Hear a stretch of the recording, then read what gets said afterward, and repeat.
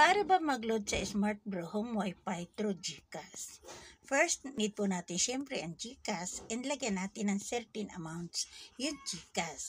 For example po, ang ipapaload natin ay 500. Lagyan nyo po siya ng 505.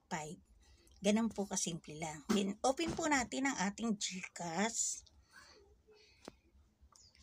Click lang po natin dito ang buy load.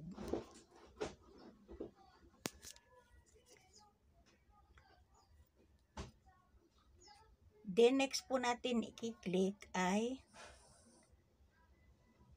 broadband.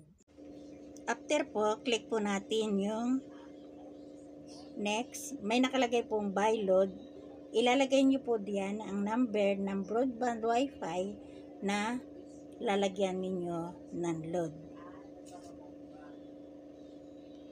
Siguraduhin po na lang natin na tama yung number para hindi tayo magkamali. Sayang ang load. Then kapag tapos na po yung mailagay po natin yung number ng wifi natin, click nyo po next. Yes, proceed, click.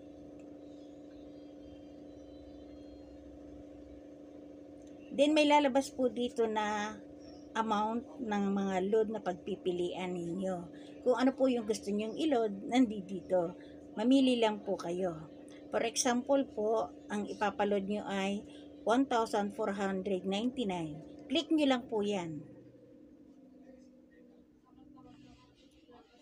Pagka-click nyo po, sa baba po, buy now, click nyo rin po yan. After nyo pong ma-click yan, lalabas na po yan, buy now. Click nyo rin po yan. Then magsisend na po yan.